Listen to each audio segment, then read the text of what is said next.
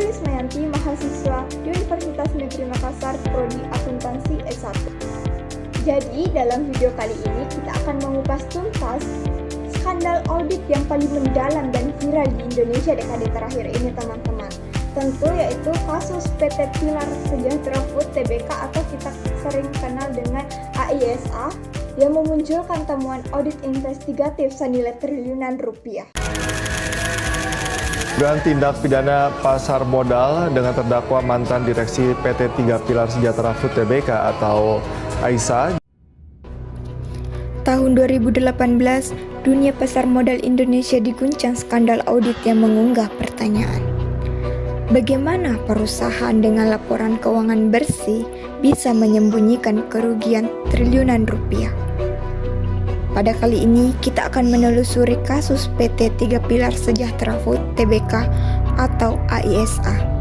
Sebuah studi kasus tentang pembengkakan aset, pendapatan fiktif, dan kegagalan tata kelola yang berujung pada sanksi regulator dan krisis kepercayaan investor. Mari mulai dari awal. 2013 sampai 2018, PT 3 Pilar Sejahtera Food Tbk atau dikenal dengan AISA dipimpin oleh Joko Mogoginta. Selama periode ini, laporan keuangan perusahaan terlihat stabil bahkan menjanjikan. Namun, pada 5 Juli 2018, BI menangguhkan perdagangan saham AISA. Mengapa? Laporan keuangan 2017 mereka menunjukkan kejanggalan. Pertumbuhan aset dan pendapatan tidak sejalan dengan kinerja operasional. Tak lama, manajemen baru di bawah Hengki Koistanto mengambil alih dan memutuskan untuk mengungkap kebenaran. Mereka mengajak Ernst & Young melakukan audit investigatif. Hasilnya luar biasa mengejutkan.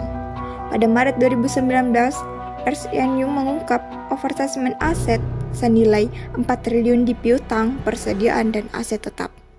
Pendapatan fiktif senilai 662 miliar yang menggelembungkan laba. Aliran dana mencurigakan senilai 1,78 triliun ke entitas afiliasi tanpa pengungkapan transparan. Skandal ini tidak terjadi dalam vakum.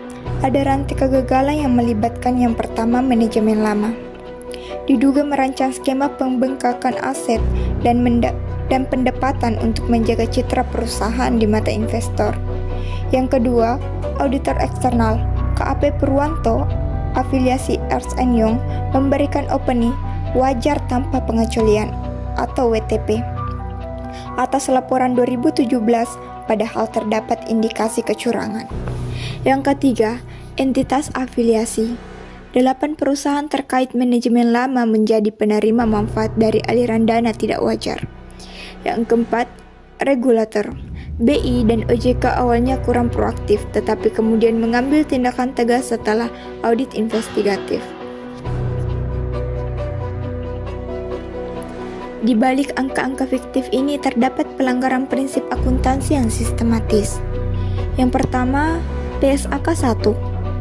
Penyajian wajar. Aset dan pendapatan yang digelembungkan melanggar prinsip keandalan dan relevansi. Yang kedua, PSAK 4. Transaksi afiliasi. Aliran dana ke entitas terkait tidak diungkapkan, mengabaikan prinsip keterbukaan. Yang ketiga, PSAK 55. Instrumen keuangan. Klasifikasi deposito berjangka sebagai aset lancar padahal digunakan untuk menyembunyikan aliran dana, bertentangan dengan standar pengakuan. Dan yang terakhir, kode etik IAPI.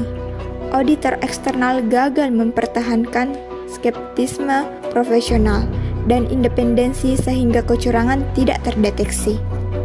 Setelah temuan audit, regulator bergerak cepat. Yang pertama, BI atau OJK memaksa AISA mengganti auditor, memperkuat pengawasan transaksi afiliasi dan merevisi laporan keuangan. Yang kedua, IAI merekomendasikan audit investigatif sesuai standar audit investigatif SAI untuk memastikan legalitas proses. Yang ketiga, manajemen baru membentuk komite CGC yang lebih independen dan mengadopsi sistem pelaporan real time untuk transaksi besar. Kasus AISA bukan sekedar kisah kecurangan, tetapi cermin kelemahan sistemik di dunia audit. Berikut rekomendasi untuk mencegah terulangnya skandal serupa. Yang pertama, perkuat independensi auditor. Mewajibkan rotasi KAP setiap 5 tahun. Larangan hubungan bisnis antara auditor dan klien di luar jasa audit. Yang kedua, teknologi deteksi dini.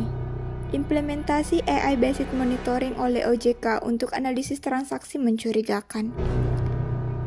Integrasi sistem pelaporan keuangan dengan database regulator. Yang ketiga, budaya integritas. Whistleblower system dengan perlindungan hukum bagi pelapor. Pelatihan etika profesi berkala untuk akuntan dan auditor. Jadi teman-teman, dari kasus AISA ini mengajarkan bahwasannya integritas laporan keuangan itu adalah nyawa pasar modal. Nah, jadi kita sebagai calon akuntan, tugas kita bukan hanya sekadar menghitung angka, bukan, melainkan bagaimana kitanya ini menjaga kepercayaan publik.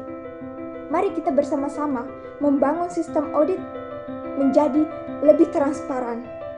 Karena di balik setiap angka ada tanggung jawab moral yang dijunjung tinggi. Mungkin hanya itu yang sempat saya sampaikan. Semoga hasil analisis ini bermanfaat. Lebih dan kurangnya mohon dimaafkan. Wassalamualaikum warahmatullahi wabarakatuh.